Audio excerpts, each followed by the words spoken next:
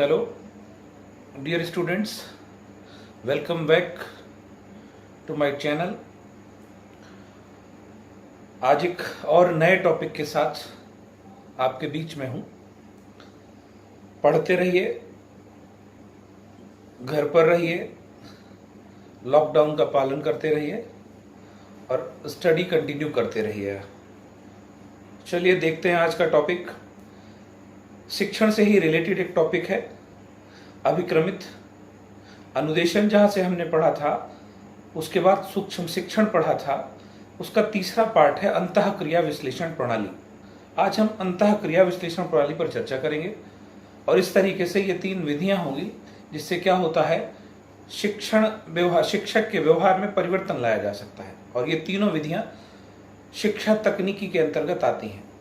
तो 2 लेक्चर आपके already uploaded हैं और उनसे रिलेटेड ये तीसरा लेक्चर है अंतःक्रिया विश्लेषण प्रणाली, जो खास तौर से सुपर टेट, DSSB और CTET की एग्जाम के लिए बहुत महत्वपूर्ण है। राइट, देखते हैं, चलिए स्टार्ट करते हैं।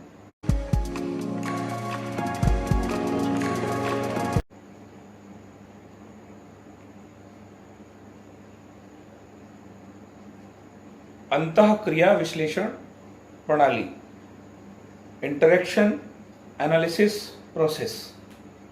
क्लियर? ये है हमारा टॉपिक।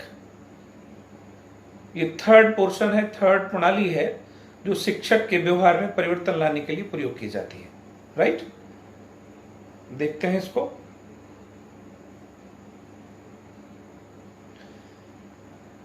यह एक शोध प्रक्रिया पर आधारित प्रणाली है।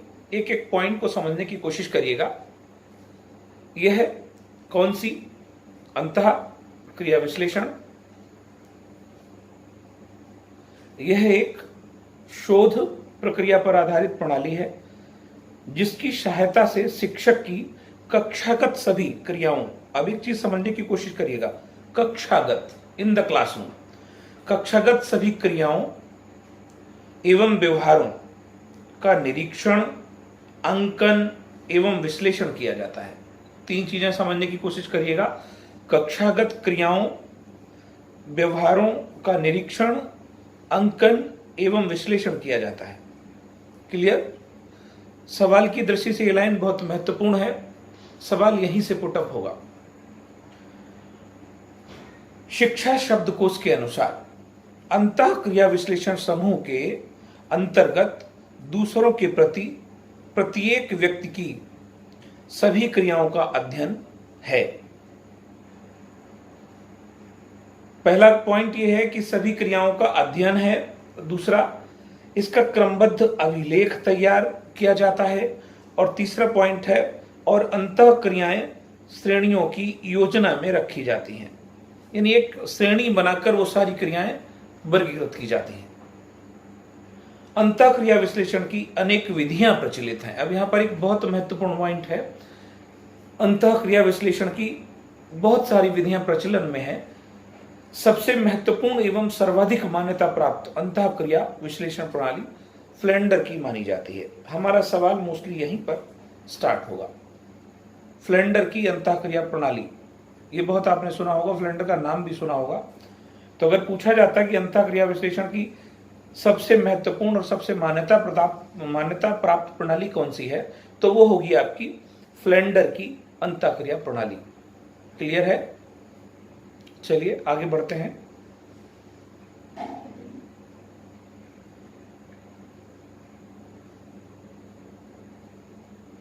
अंतःक्रिया प्रणाली विश्लेषण के उद्देश्य, क्या क्या उद्देश्य होते हैं? मैंने शायद आपको लास्ट लेक्चर में भी ये बात बताई थी कि जिन हेडिंग्स या जिन पॉइंट्स में ज्यादा नंबर्स आते हैं, जैसे विशेषताएं हैं, गुण हैं, उद्देश्य हैं, लाभ हैं, इन सारे पॉइंट्स को इस दृष्टि से पढ़ने की कोशिश करिए कि इनसे ज्यादातर निगेशन में क्वेश्चन बनने का चांस होगा। हम मोस्टली सारे हैबिचुअल हैं कि विशेषताएं पढ़ते हैं, ये विशेषता होती है, ये विशेषता होती है, ये विशेषता होती है, लेकिन इस पैटर्न पर ज्यादातर नेगेटिव क्वेश्चन फॉर्म होता है जो आपका कॉग्निशन चेक करने के लिए बनाया जाता है, आपका पेशेंस चेक करने के लिए बनाया जाता है, ना कि आपकी एजुकेशन को देखने के लिए, एजुकेशन को चेक करने के लिए बनाते हैं। पेशेंस, खासतौर से टीचिंग का जो सबसे बड़ा गुण है एक टीचर में, वो पेशेंस ही है, और उसको चेक करने के लिए ऐसे नेगेटिव पैटर्न के क्वेश्चन फॉर्म किए जाते हैं। तो यहां देखेंगे क्या क्या उद्देश्य हैं। सबसे पहला उद्देश्य है कक्षा शिक्षण में शिक्षक व्यवहार का अध्ययन करना, सबसे बड़ा। अब यहां याद रखना कि कक्षा शिक्षण में शिक्षक व्यवहार का अध्ययन किसके द्वारा किया जाता है, ये सवाल बनने के चांसेस हैं। मैं एक एक सवाल को बताने की कोशिश भी कर रहा हूं। हालांकि जैसा कि आपको पहले से पता है कि लेक्चर के बाद क्वेश्चंस का सेशन रहता है, तो यहां से भी पढ़ने की कोशिश करो, समझने की कोशिश करो। तो पहला पॉइंट क्लियर है, कक्षा शिक्षण में शिक्षक व्यवहार। एक कक्षा में शिक्षण करते समय एक टीचर क्या क्या व्यवहार प्रदर्शित करता है, उन सब का अध्ययन किसके अंतर्गत किया जाता है, अंतःक्रिया प्रणाली विश्लेषण के अंतर्गत किया जाता है। शिक्षक, दूसरा पॉइंट है शिक्षक के शिक्षण प्रभाव एवं शाब्दिक संप्रेषण का विश्लेषण करना, यह दूसरा उद्देश्य है। अब शिक्षण का प्रभाव क्या पड़ रहा है स्टूडेंट्स पर, ऐसा थोड़ा नहीं कि आप पढ़ाते जा रहे हो, बच्चों पर उसका क्या इंपैक्ट पड़ रहा है। और दूसरा क्या है, शाब्दिक संप्रेषण। आपको जैसा पता है कि शिक्षण में अंतःक्रिया, शिक्षक और छात्र के मध्य में जो अंतःक्रिया चलती है, उसमें जो संप्रेषण होता है शाब्दिक संप्रेषण का, इसका भी विश्लेषण किसके द्वारा किया जाता है, अंतःक्रिया प्रणाली के द्वारा किया जाता है। राइट, शायद समझ गए होंगे आप।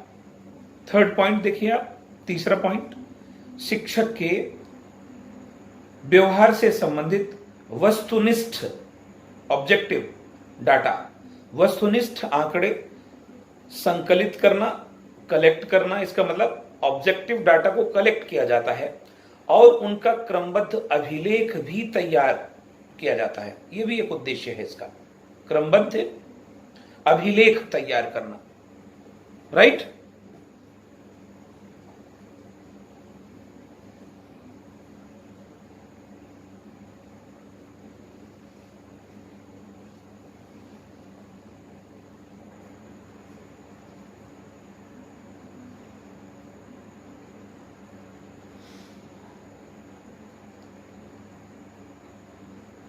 आगे बढ़ते हैं, 4 पॉइंट पर देखते हैं। शिक्षक की अंतः क्रियाओं को श्रेणियों की किसी योजना में रखना, यह भी एक उद्देश्य है। जो अंतः क्रियाओं को, जो अंतः क्रियाएं हैं, उनको श्रेणियों की किसी योजना, किसी प्लान में रखा जाता है। ये अंतः क्रिया प्रणाली के उद्देश्य हैं जो बहुत महत्वपूर्ण है। आई होप समझ में आया होगा आपको। आगे बढ़ते हैं। जैसा कि आप पीछे देख चुके हो, फ्लेंडर की अंतःक्रिया प्रणाली सबसे अधिक मान्यता प्राप्त मानी जाती है। हम उसी का अध्ययन करेंगे। ज्यादातर क्वेश्चंस फ्लेंडर से ही पूछे गए हैं, बाकी से कम पूछे गए हैं। किताबों में बहुत सारी लिखी हुई हैं, तो मैं सिर्फ फ्लेंडर पर ही चर्चा करूंगा इस लेक्चर में। फ्लेंडर की अंतःक्रिया विश्लेषण प्रणाली, अब क्या है ये, चलिए देखते हैं। एन.ए. फ्लेंडर, इनका नाम है एन.ए. फ्लेंडर, ने मिनीसोटा विश्वविद्यालय, अब यहीं से पूछा जाता है मिनीसोटा विश्वविद्यालय, आपने मिनीसोटा एक व्यक्तित्व का परीक्षण भी पढ़ा होगा। तो फ्लेंडर ने मिनीसोटा विश्वविद्यालय में सन 1951, ईयर को बहुत अच्छे से याद रखिएगा, 1951 में शिक्षक व्यवहार के अध्ययन के लिए, किसका व्यवहार, शिक्षक का व्यवहार, शिक्षक व्यवहार के अध्ययन के लिए अंतःक्रिया विश्लेषण प्रणाली का विकास किया था। राइट, इसी के आधार पर फ्लेंडर ने एक अंतःक्रिया शिक्षण प्रतिमान का भी प्रतिपादन किया था। अब यहां 2 सवाल आपको याद रखने हैं। फ्लेंडर का नाम एक तो अंतःक्रिया विश्लेषण के लिए जाना जाता है, तो अगर यहां पूछा जाता है कि अंतःक्रिया विश्लेषण प्रणाली में बहुत महत्वपूर्ण योगदान किसका है, तो फिर एन.ए. फ्लेंडर का नाम आना ही है। और दूसरा यह भी है कि फ्लेंडर ने एक अंतःक्रिया शिक्षण प्रतिमान भी दिया है। तो यहां पूछा जा सकता है अंतःक्रिया शिक्षण प्रतिमान का प्रतिपादक कौन है। तो यहां पर शिक्षण का प्रतिमान, आगे आने वाले वीडियोस में मैं शिक्षण के प्रतिमान भी आपको समझाऊंगा, पढ़ाऊंगा, लेकिन यहाँ याद रखना कि अंतःक्रिया विश्लेषण प्रणाली भी पढ़ी जा रही है और अंतःक्रिया विश्लेषण शिक्षण का प्रतिमान भी है। इसका भी प्रतिपादन किसने किया? फ्लेंडर ने किया है। अब इस प्रतिमान के कुल 10 सोपान भी बताए हैं, यहीं तक रखना है इसे, बाकी का नहीं। अंतःक्रिया शिक्षण प्रतिमान का प्रतिपादन फ्लेंडर ने किया है और इस प्रतिमान के कुल कितने स्टेप्स हैं ये चीज याद रखना। तो सवाल इसका मतलब समझ पा रहे होंगे, अंतःक्रिया शिक्षण प्रतिमान के कितने सोपान हैं, ये अगला सवाल है। 2 सवाल क्लियर हुए इसी पॉइंट से। अंतःक्रिया शिक्षण प्रतिमान का प्रतिपादन किसने किया? आंसर होगा आपका फ्लेंडर। और दूसरा कौन सा है कि अंतःक्रिया शिक्षण प्रतिमान के कुल कितने सोपान हैं? तो 10 आप संख्या याद रखेंगे। फ्लेंडर ने शिक्षक के शाब्दिक व्यवहार को, अब देखेंगे कक्षा में एक टीचर जो शाब्दिक व्यवहार प्रदर्शित करता है उसको 3 वर्गों में विभाजित किया है। अगर आप लोग प्रॉपर क्लासेस को समझते होंगे तो ये देखते होंगे एक शिक्षक क्लास में 3 तरीके के शाब्दिक व्यवहार कर रहा है जिनको शामिल किया है फ्लेंडर ने अपनी अंतःक्रिया विश्लेषण में। तो पहला कौन सा व्यवहार है? पहला व्यवहार है आपका शिक्षक कथन अथवा क्रियाएं। अब एक टीचर क्लास में जब पहुंचता है तो क्या कहता है, वो क्या क्या क्रियाएं करता है, एक तो ये है, एक वर्ग है ये, राइट। दूसरा वर्ग इसके बाद का क्लास में क्या होता, भाई टीचर कुछ करता है तो बच्चे भी तो कुछ करते होंगे, तो उसका मतलब दूसरे स्टेप पर जो शाब्दिक व्यवहार है फ्लेंडर का वो है छात्र क्रियाएं, स्टूडेंट्स एक्टिविटीज। पहला क्या है? टीचर स्टेटमेंट और एक्टिविटीज, और दूसरा क्या है? स्टूडेंट्स एक्टिविटीज, यानी छात्र की क्रियाएं हैं। और तीसरा है आपका, इसमें थोड़ा सा मिस हो रहा है, मौन अथवा भ्रांति, साइलेंस, राइट। बच्चों के बीच में जब टीचर को सवाल पूछता है तो कुछ स्थिति ऐसी भी होती है कि वो साइलेंस मोड में रहता है, तो वो मौन भी है। और भ्रांति का मतलब बच्चों को कंफ्यूजन क्रिएट करना, बच्चों को सवाल पर या किसी चीज पर सोचने के लिए मजबूर करना, ये तीसरा है। तो अगर पूछा जाएगा फ्लेंडर ने शिक्षक के शाब्दिक व्यवहार को कितने वर्गों में विभाजित किया है, तो यू मस्ट रिमेंबर 3 वर्गों में। और वो 3 वर्ग कौन कौन से होंगे? पहला होगा आपका शिक्षक कथन अथवा क्रियाएं, दूसरा होगा आपका छात्र क्रियाएं, और तीसरा है आपका मौन अथवा भ्रांति। अब इनको डिटेल समझने की भी कोशिश करते हैं, किस तरीके से उनका प्रयोग किया है फ्लेंडर ने, राइट। चलिए बढ़ते हैं आगे, ग्राफ से इसको समझने की कोशिश करेंगे चार्ट के द्वारा। सबसे पहले शिक्षक के शाब्दिक व्यवहार को 3 तरीके से बांटा गया है। पहला है आपका शिक्षक कथन क्रियाएं, जैसा कि आप देख पा रहे हैं अपनी स्क्रीन पर, ये पहला है आपका। दूसरा है आपका छात्र क्रियाएं, ये आप दूसरा देख पा रहे हैं। तीसरा है आपका मौन अथवा भ्रांति। अब शिक्षक कथन को भी, शिक्षक कथन और क्रियाओं को भी 2 भागों में बांटा है फ्लेंडर ने। वो कौन कौन सी हैं देखो आप। पहला है अप्रत्यक्ष कथन अथवा क्रियाएं, indirect statements otherwise activities, right. तो इसमें पहला है आपका अप्रत्यक्ष कथन और दूसरा कौन सा है? प्रत्यक्ष कथन अथवा क्रियाएं। तो अप्रत्यक्ष में क्या क्या एक टीचर करता है क्लासरूम में? भावनाएं स्वीकृत करना विद द इमोशंस। क्लास में गया वो, तो बच्चों का एक बिहेव होता है, स्टैंड अप, खड़े हो गए बच्चे, बैठे, टीचर एक्सेप्ट, इनको स्वीकार करता है। दूसरा क्या है? प्रशंसा अथवा प्रोत्साहन, छात्रों की प्रशंसा भी करता है वो, उनको मोटिवेट भी करता है। तो ये सारी कैसी हैं? ये अप्रत्यक्ष हैं, दिखाई नहीं जाती हैं बच्चों को, बट हाँ होती हैं। जैसा कि आप जानते हो 20वीं शताब्दी में चाइल्ड सेंटर्ड एजुकेशन का बहुत ज्यादा प्रचार किया जा रहा, हालांकि है या नहीं है ये हम नहीं कह सकते। एग्जाम्स हमारी आज चाइल्ड सेंटर एजुकेशन पर बन रही हैं, लेकिन परंपरागत कक्षाओं में चाइल्ड सेंटर्ड की स्थिति बहुत ही खराब है, मोस्टली टीचर सेंटर्ड ही हैं क्लासेस। तो आप समझेंगे ये वजह बनती है कि हम पेडागोजिकल क्वेश्चंस को सॉल्व नहीं कर पाते हैं, राइट। तो यहां पर जो अप्रत्यक्ष कथन और क्रियाएं हैं शिक्षक के, वो प्रदर्शित नहीं किए जा रहे हैं, समझिए, बताए नहीं जा रहे हैं, जस्ट फील इट, इनको फील किया जा रहा है। प्रशंसा और प्रोत्साहन, छात्रों के विचारों की स्वीकृति अथवा उपयोग। अब छात्र कुछ अपने स्टेटमेंट, अपने विचार कुछ बोलते हैं, तो टीचर को क्या करना है, उनको स्वीकृति प्रदान करनी। आप अक्सर देखते होंगे इस चीज से रिलेटेड बहुत सारे यूट्यूबर्स आपको बताते हैं कि पेडागोजी को सॉल्व करने की ट्रिक्स, उन शब्दों को पकड़िए। देखा होगा आपने, बहुत सारे शब्द बताते हैं कि अगर ये शब्द होंगे किसी क्वेश्चंस में तो वो नेगेटिव होगा, वो सही आंसर नहीं होगा, और अगर ये होंगे तो वो पॉजिटिव होगा। आप गैस कर सकते हो कि वो राइट आंसर होगा। तो यहीं से तो ये सारे शब्द उठाए जा रहे हैं। वो टिक में बताएंगे, मैं आपको डिटेल में बता दूं, आप इससे पूरी भूमिका या फिर कह सकते हो पूरा सब्जेक्ट तैयार करिए, और जब ये तैयार हो जाएगा तब मैं आपको टिक पर लेकर आऊंगा, राइट। तब देखेंगे छात्रों के विचारों की स्वीकृति अथवा उपयोग, ये है बेसिक चाइल्ड सेंटर्ड, इसे कहेंगे चाइल्ड सेंटर्ड। एक कक्षा में शिक्षक को छात्रों के विचारों को स्वीकृत भी करना चाहिए और उनका उपयोग भी करना चाहिए, ये है। इसलिए आता छात्रों के विचारों की स्वीकृति करनी चाहिए, अननेसेसरी अनुशासन अथवा दबाव उचित नहीं है। और लास्ट अप्रत्यक्ष कथन क्या है, प्रश्न पूछना, स्टूडेंट से प्रश्न भी पूछता है वो। ये सारे कैसे हैं, अप्रत्यक्ष कथन अथवा क्रियाएं हैं। अब अगर बात करेंगे प्रत्यक्ष कथन और क्रियाएं कौन कौन सी हैं एक शिक्षक की कक्षा में, देखिए, पहला व्याख्यान देना, पहला कौन सा है आपका, वो जो एक्सप्लेनेशन करता है वो भी तो टीचर का ही है। अब ये कैसा है, ये डायरेक्ट एक्शन है टीचर का इन द क्लासरूम। दूसरा क्या है, निर्देश देना, कमांड भी तो देता है वो। और तीसरा क्या है, आलोचना करना एवं अधिकार प्रदर्शन।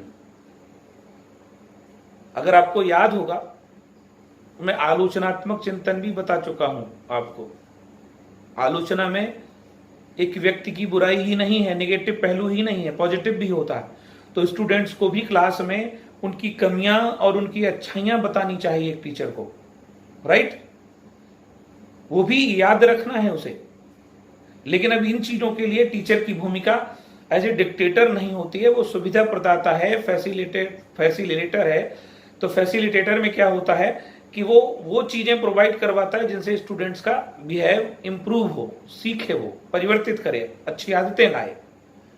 तो अधिकार प्रदर्शन मतलब वो बच्चे अपने हैं। मैं इससे संबंधित अक्सर स्टूडेंट से क्लास में सवाल पूछा करता था कि जब चाइल्ड सेंटर्ड एजुकेशन की बात आती है तो शिक्षक के केवल 2 गुण, बेसिकली मैं तो यही कहूंगा कि 2 गुण ही चेक किए जाते हैं, एक तो उसका धैर्य और दूसरा सहानुभूति।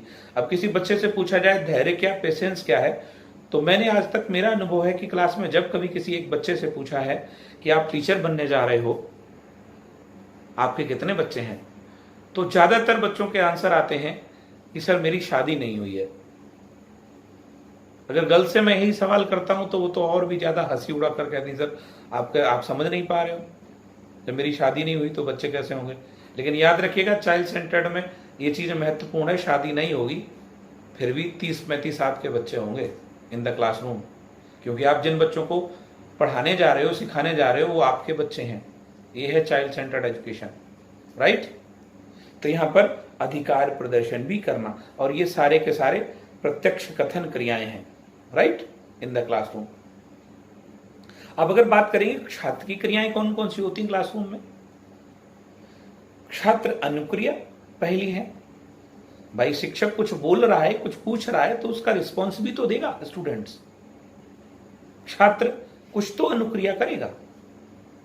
और दूसरा क्या है, छात्र पहल, अगर नहीं समझ में आएगा तो कुछ अपनी तरफ से भी पहल करेगा, अपनी तरफ से भी पूछने की कोशिश करेगा। तो ये 2 क्रियाएं किसकी हैं, ये छात्र की क्रियाएं हैं। और तीसरी मौन भ्रांति, ये किस लिए होती है, ये छात्रों में सक्रियता लाने के लिए होती है, राइट। टीचर का चुपचाप हो जाना अचानक पढ़ाते पढ़ाते, इसका मतलब सारे बच्चे क्लास में सोचने लगते कोई नई बात तो नहीं है। बच्चों में कुछ ऐसा कह देना ताकि बच्चे एक दूसरे से पूछें सर ऐसा कैसे हो गया। तो बच्चों के माइंड को, बच्चों के मानसिक स्तर को और एक्टिवेट करने के लिए मौन अथवा भ्रांति का भी प्रयोग किया जाता है क्लास में। ये 3 शाब्दिक व्यवहार हैं। पहला कौन सा है? शिक्षक कथन अथवा क्रियाएं, दूसरा है छात्र क्रियाएं, और तीसरा है मौन अथवा भ्रांति। आई होप आप इस चार्ट को समझ पाए होंगे। अगर कोई प्रॉब्लम है तो कमेंट बॉक्स में जाकर आप कमेंट करिए। राइट, बढ़ते हैं आगे। वेरी वेरी इंपॉर्टेंट पॉइंट्स हैं ये, मैंने मेंशन किए हैं नोट्स के रूप में। फ्लेंडर की अंतःक्रिया विश्लेषण अथवा प्रेक्षण के कुल 12 नियम हैं। डायरेक्ट ये सवाल है, फ्लेंडर की अंतःक्रिया विश्लेषण अथवा प्रेक्षण के कुल कितने नियम हैं? तो आपको याद रखना है 12 नियम, 12 नियम है। अब देखेंगे यहां पर ये अंतःक्रिया विश्लेषण प्रणाली के 12 नियम है, लेकिन एक और प्रश्न यहां पर बन चुका था पहले, अंतःक्रिया विश्लेषण शिक्षण प्रतिमान, अंतःक्रिया शिक्षण प्रतिमान पूछा था वहां पर मैंने। राइट, वहां उसके सोपान पूछे गए थे, तो सोपानों की संख्या, प्रतिमान के सोपानों की संख्या 10 है। यहां पर क्रिया विश्लेषण अथवा प्रेक्षण के कुल नियम पूछे गए हैं, तो इनकी संख्या 12 होगी। राइट, कक्षागत शिक्षण में शिक्षक के व्यवहार का क्रमबद्ध निरीक्षण करके उन्हें एक तालिका में व्यवस्थित कर लिया जाता है, जिसे अंतःक्रिया मैट्रिक्स कहते हैं। अब अक्सर सवाल यहां पूछा जाता है कि मैट्रिक्स क्या है, तो समझिए आप, मैट्रिक्स सेल्स होती हैं जिनके अंतर्गत एक शिक्षक के व्यवहार को क्रमबद्ध निरीक्षण करके, जांच कर एक तालिका के रूप में व्यवस्थित किया जाता है। राइट, मैट्रिक्स में कुल कितने कोष्ठ होते हैं, सेल्स होते हैं? 100 सेल्स होते हैं। तो ये तीनों के तीनों बेहद ही महत्वपूर्ण सवाल है।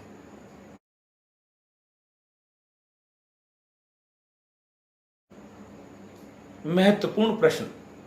यह सेशन शुरू करने से पहले मैं आपसे एक बात कहना चाहूंगा कि आपको लगता है कि 10 क्वेश्चंस ही पुटअप किए जा रहे हैं।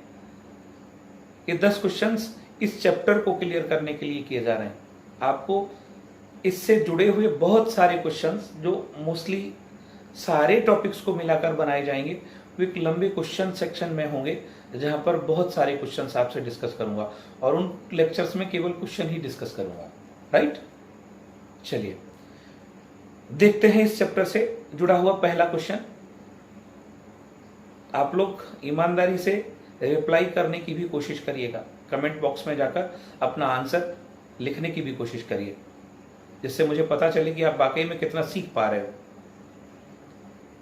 चलिए, फ्लेंडर की अंतःक्रिया विश्लेषण के कुल कितने नियम हैं? अभी अभी हमने पढ़ा था, आई होप क्लियर होगा। Option A 14, option B 12, option C 10, option D 15 है आपका जवाब। ओके, 12 नियम है। Option B is right answer. बढ़ते हैं अगले क्वेश्चन पर। क्वेश्चन नंबर 2, शिक्षण की वह प्रणाली जिसकी सहायता से शिक्षक की कक्षागत सभी क्रियाओं एवं व्यवहारों का निरीक्षण, अंकन एवं विश्लेषण किया जाता है कहलाती है? ऑप्शन ए सूक्ष्म शिक्षण, ऑप्शन बी अभिक्रमित अनुदेशन, ऑप्शन सी अंतःक्रिया विश्लेषण, ऑप्शन डी उपयुक्त में से कोई नहीं। तो आई होप आप पहचान चुके होंगे आंसर। गैस करिए। Clear, C is right answer. Right, अब देखेंगे सूक्ष्म शिक्षण, अभिक्रमित अनुदेशन, अंतःक्रिया विश्लेषण, इन तीनों प्रणालियों का प्रयोग शिक्षक के व्यवहार में परिवर्तन लाने के लिए किया जाता है। ये शैक्षिक तकनीकी के अंतर्गत आने वाली प्रणालियां हैं, विधियां हैं, इनका प्रयोग एक शिक्षक के व्यवहार में परिवर्तन लाने के लिए किया जाता है। राइट, बढ़ते हैं अगले सवाल पर। क्वेश्चन नंबर 3, सर्वाधिक मान्यता प्राप्त अंतःक्रिया विश्लेषण प्रणाली किसकी मानी जाती है? Option A D G Ryan, option B Wrightstone, option C Medley तथा मिजल, ऑप्शन डी फ्लेंडर। याद रहा होगा तो आप जरूर रिप्लाई करेंगे। बिल्कुल सही, D is right answer, Flander. बढ़ते हैं अगले सवाल पर।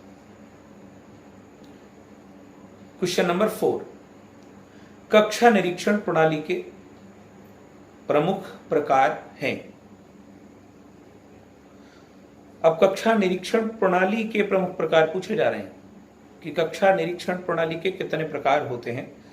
पहला है आपका संकेत प्रणाली, ए ऑप्शन, बी ऑप्शन वर्ग प्रणाली, सी ऑप्शन ए तथा बी दोनों, डी ऑप्शन उपरोक्त में से कोई नहीं। आई होप आप कर पाए होंगे। सी इज राइट आंसर। बढ़ते हैं अगले सवाल पर।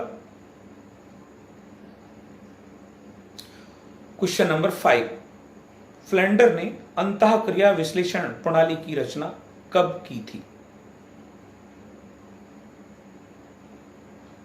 ऑप्शन ए 1951 में, ऑप्शन बी 1955 में, ऑप्शन सी 1961 में, ऑप्शन डी 1965 में।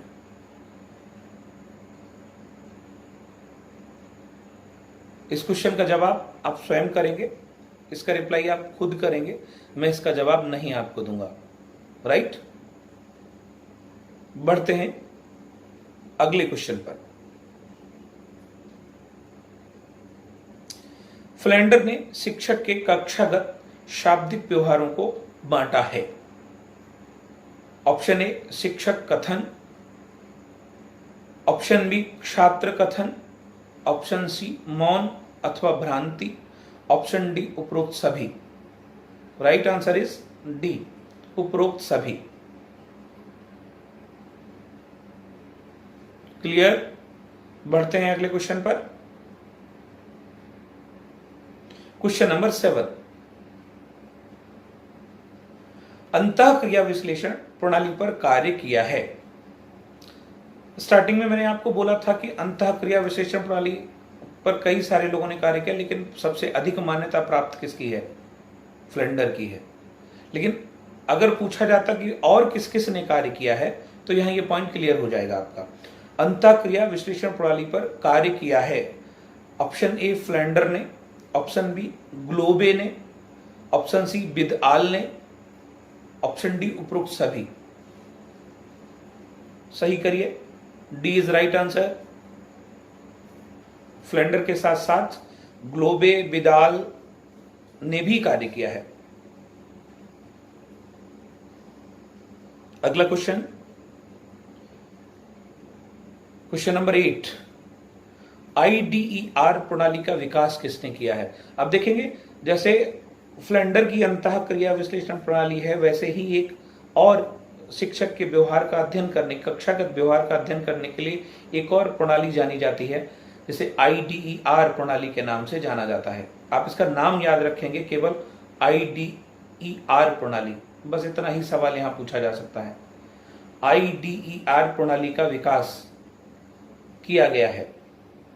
Option A Ned A Flender, option B Charles M Globe, option C DG Ryan, option D HH Anderson. तो आप देख सकते होंगे फ्लेंडर की तो आप पढ़ चुके हैं, अंतःक्रिया विश्लेषण प्रणाली। DG रायन और एंडरसन का नाम पीछे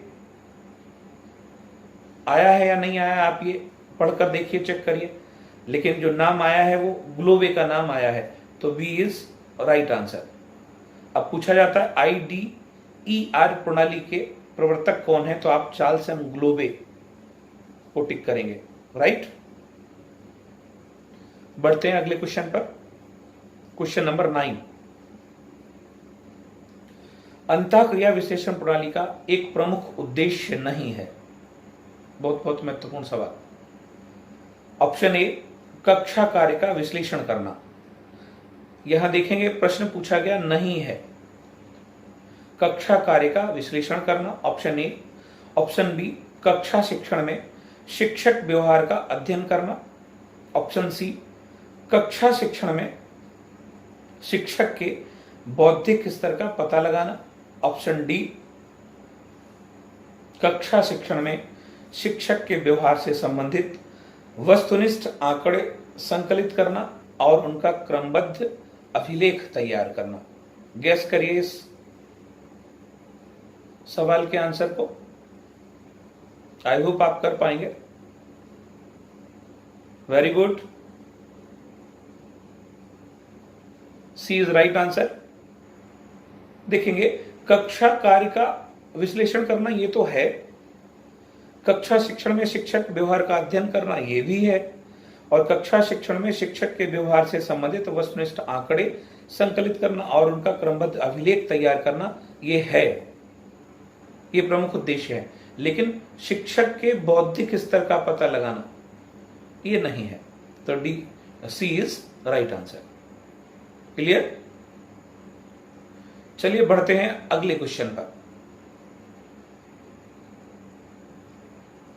क्वेश्चन नंबर 10,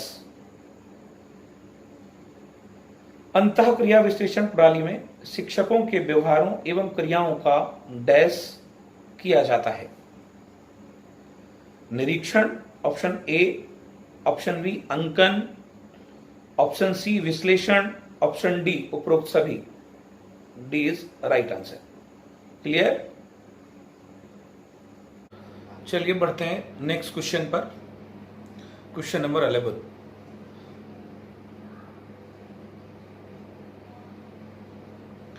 शिक्षक विशेषताओं के स्वरूप का अध्ययन किया है।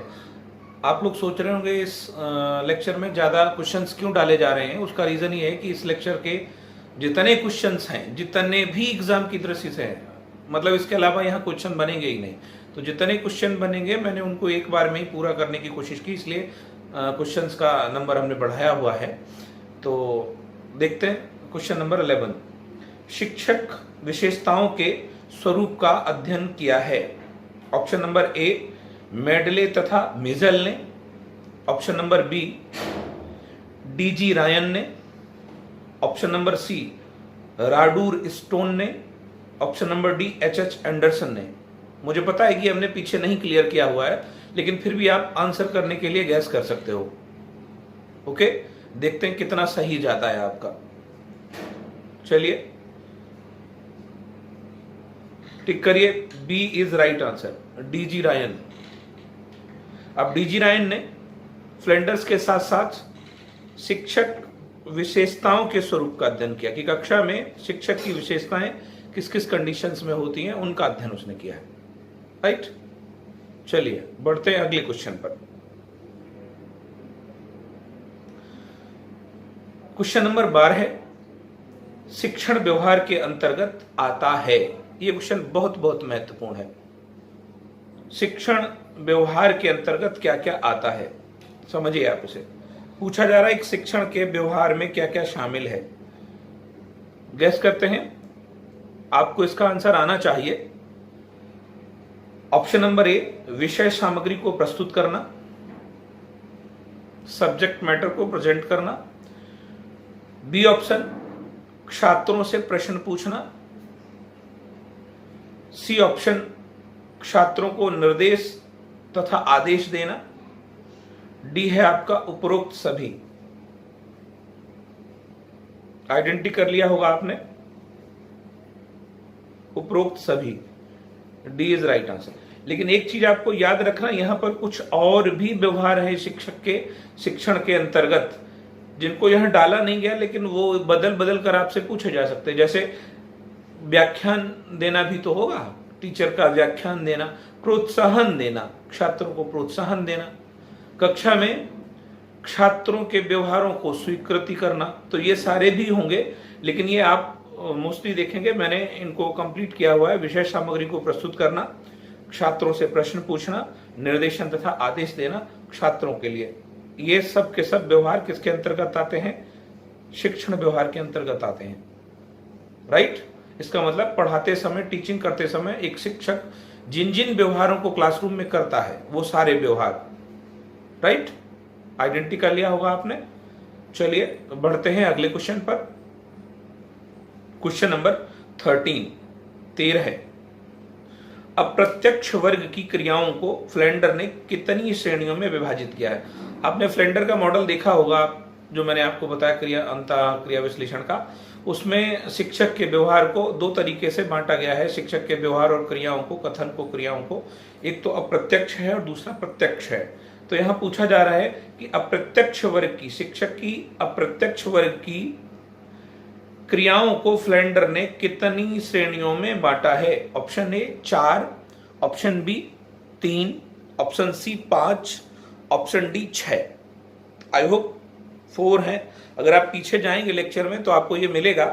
पहली इसमें होती है आपकी भावनाएं स्वीकृत करना, दूसरा होता है प्रशंसा प्रोत्साहन करना, तीसरा है छात्रों के विचारों को स्वीकृत करना, और चौथा होता है छात्रों से प्रश्न पूछना। ये 4 क्रियाएं हैं जिन्हें फ्लेंडर ने अप्रत्यक्ष वर्ग की श्रेणियों में विभाजित किया है। राइट, क्लियर हो गया होगा।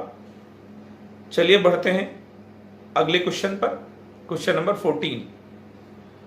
शैक्षिक तकनीकी प्रमुख रूप से शिक्षा के किस पहलू को व्यवस्थित करती है? ये आपने बहुत सुना होगा, शैक्षिक तकनीकी प्रमुख रूप से शिक्षा के किस पहलू को? ऑप्शन ए अदा, इन इंग्लिश इनपुट इसे बोलते हैं। बी इज प्रदा। अब देखेंगे हिंदी के वर्ड बड़े टिपिकल हैं, इनपुट, प्रदा, प्रक्रिया, अदा, प्रदा, प्रक्रिया। अंग्रेजी में इसे इनपुट आउटपुट प्रोसेस कहते हैं, इनपुट आउटपुट प्रोसेस कहते हैं। और ये तीनों ही किसके अंतर्गत आती हैं? शैक्षिक तकनीकी के अंतर्गत आती हैं। राइट, तो डी इज राइट आंसर, उपरोक्त सभी। क्लियर हुआ? आप अपने आंसर करते जाइएगा, चेक भी करते जाइएगा। बढ़ते हैं अगले क्वेश्चन पर। Question number 15। शिक्षक की क्रिया निर्देश तथा प्रश्नों का छात्रों द्वारा उत्तर देना डैश के अंतर्गत आता है।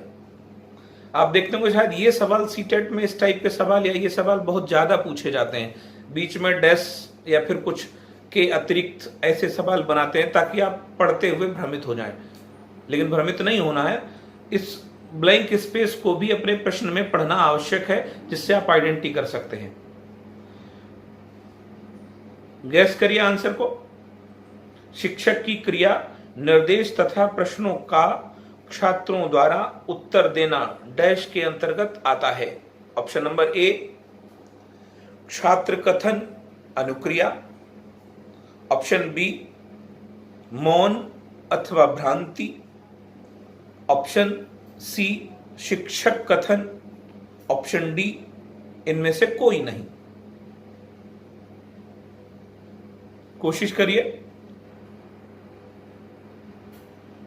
Okay, A is right answer, छात्र कथन अनुक्रिया। आप देखते होंगे शायद मौन भ्रांति में ऊपर प्रश्न कह रहा प्रश्नों का छात्रों द्वारा उत्तर देना। जब उत्तर दे रहा है तो मौन अथवा भ्रांति का सवाल हो ही नहीं सकता। अच्छा, शिक्षक की क्रिया निर्देश तथा प्रश्नों का, तो शिक्षक की क्रिया निर्देश और प्रश्न तो हो गए। अब क्रिया निर्देश प्रश्नों का उत्तर देने की बात चली तो आंसर कौन करेगा क्लास में? स्टूडेंट्स करेंगे ना। इसका मतलब शिक्षक कथन भी नहीं रहा। जब रिप्लाई कर रहा है स्टूडेंट तो फिर कौन हो गया? छात्र कथन एवं अनुक्रिया। ए इज राइट आंसर। ओके, चलिए बढ़ते हैं अगले क्वेश्चन पर। Question number 16। यह क्वेश्चन भी बहुत इंपॉर्टेंट है। अंतः क्रिया विश्लेषण प्रणाली में परिणामात्मक व्याख्या। आप देखेंगे क्रिया प्रणाली विश्लेषण में जो परिणाम निकाले जाते हैं उनकी व्याख्या से प्राप्त आंकड़ों को घड़ी के अनुरूप चार्ट में अंकित किया जाता है। ये चीज समझिए आप।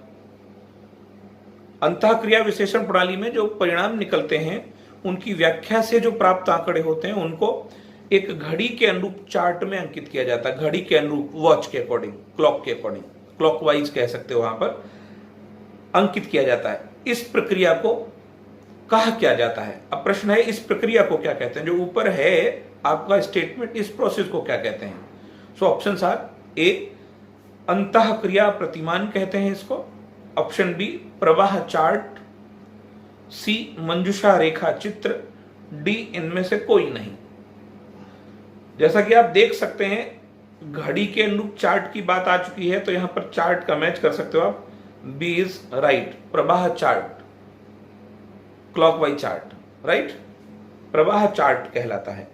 क्लियर हुआ? आई होप क्लियर हुआ होगा।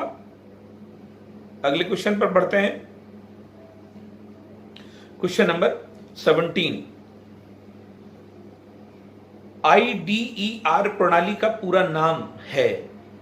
आप देखेंगे इससे रिलेटेड एक सवाल पीछे पूछा जा चुका है।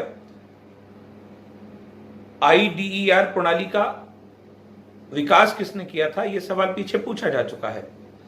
फ्लेंडर के अतिरिक्त अंतःक्रिया विश्लेषण पर जो और सेकंड पोजीशन पर महत्वपूर्ण कार्य किया है वो ग्लोबे ने किया था। ग्लोबे के द्वारा ही IDER प्रणाली का विकास किया गया है। और अगला यही सवाल यहां पर पूछा जा रहा है। आपको वहां लग रहा होगा कि IDER का मैंने पूरा नाम नहीं बताया है तो वो क्वेश्चन बन सकता है, इसलिए यहां क्वेश्चंस में हमने इसको सबमिट किया है। तो IDER प्रणाली का पूरा नाम क्या है। अब समझिए ग्लोबे ने 4 शब्दों का प्रयोग किया है और वो 4 शब्द ही इंपॉर्टेंट हैं, उनको कनेक्ट करके यहां IDER प्रणाली का पूरा नाम याद रखने की कोशिश करेंगे आप। पहला है आपका इनडायरेक्ट डायरेक्ट बर्बल इंटरेक्शन, तो यहां पर इनडायरेक्ट के साथ भी लगाया जाता है बर्बल इंटरेक्शन और डायरेक्ट के साथ भी लगाया जाता है। अगला इनका वर्ड है इनकरेजिंग और अगला वर्ड है आपका रिस्ट्रिक्टिंग। तो रिस्ट्रिक्टिंग में आप देखेंगे इनडायरेक्ट में, इनकरेजिंग में, इन सब का पहला पहला लेटर ले लिया है ग्लोबे ने। आई लिया, फिर डी को पिक किया, फिर ई को पिक किया, फिर आर को पिक किया।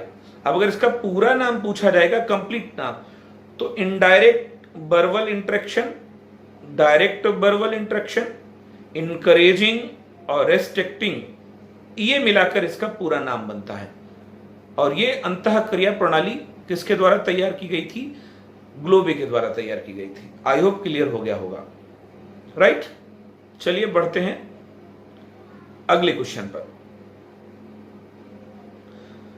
क्वेश्चन नंबर 18, पारस्परिक वर्ग पद्धति का निर्माण किसके द्वारा किया गया है। आपने नहीं सुना होगा इसे, पारस्परिक। अब पारस्परिक क्या है, म्यूचुअल है। वर्ग पद्धति का निर्माण किसके द्वारा किया गया है। ऑप्शन ए ओवर के द्वारा, ऑप्शन बी ग्लोव के द्वारा, ऑप्शन सी कॉगन और ऑप्शन डी एंडरसन। गैस कर सकते हो आप, right. A is right answer, बिल्कुल सही। बढ़ते हैं अगले क्वेश्चन पर। Question number 19,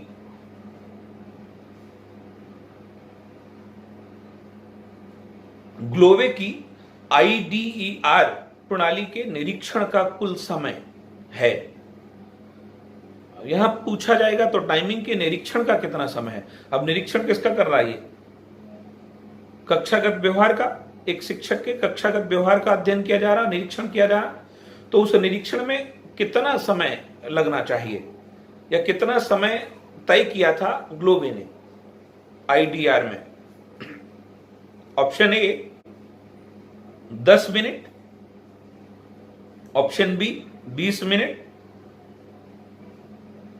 option C 15 minute और option D 25 minute. Right answer is B 20 minute. प्रत्येक कोष्ठ में 3 सेकंड का समय लगाया जाता है और टोटल समय इनका निकलता है 20 मिनट। तो आप याद रखेंगे IDER प्रणाली के निरीक्षण का कुल समय 20 मिनट होता है, राइट। चलिए बढ़ते हैं अगले क्वेश्चन पर। क्वेश्चन नंबर 20, फ्लेंडर की प्रणाली के निरीक्षण का कुल समय कितना है? अब फ्लेंडर की प्रणाली, अंतःक्रिया विश्लेषण प्रणाली, इसका भी टाइम कितना है? ऑप्शंस आर, पहला ऑप्शन है आपका 20 मिनट, बी ऑप्शन है आपका 10 मिनट, सी ऑप्शन है आपका 15 मिनट और डी ऑप्शन है आपका 12 मिनट। डोंट वरी, यहां पर भी ए ही सही होगा, 20 मिनट। अब एक बात आप याद रखेंगे कि जितनी भी अंतःक्रिया विश्लेषण प्रणाली विकसित की गई हैं उनमें सबसे महत्वपूर्ण किसकी है? फ्लेंडर की है। उसमें इंप्रूवमेंट, सुधार किसने किया है? ग्लोबे ने किया है। ग्लोबे के साथ और भी नाम है, मैंने मेंशन किए हैं ऊपर। वो जितने नाम आप देखते हो वो सब के सब फ्लेंडर की अंतःक्रिया विश्लेषण प्रणाली में सुधार के लिए जाने जाते हैं। लेकिन चूंकि कॉपी किया गया या उसको उनके अंतःक्रिया विश्लेषण प्रणाली को इंप्रूव करने की कोशिश की गई, तो जो मेन टाइमिंग है उसमें कोई खास परिवर्तन नहीं किया गया है। किसी भी अंतःक्रिया प्रणाली का अगर कहीं परीक्षण निरीक्षण समय पूछा जाएगा तो आप 20 मिनट ही तय करेंगे, राइट? 20 मिनट ही तय करना। चलिए, इस तरीके से इस एक्सरसाइज को यहां ब्लॉक करते हैं, बंद करते हैं। मिलेंगे अगले लेक्चर पर।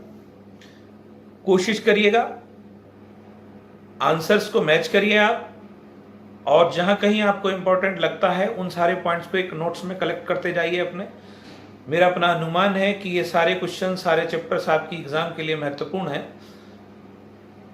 मैं जानबूझकर या यूं कहिए अपने सेंसेस से ऐसे क्वेश्चन ही लाता हूं ताकि वो आपकी एग्जाम की दृष्टि से महत्वपूर्ण हो। ठीक है? ओके, स्वस्थ रहिए, खुश रहिए। मिलते हैं अगले वीडियो में, तब तक के लिए बाय बाय।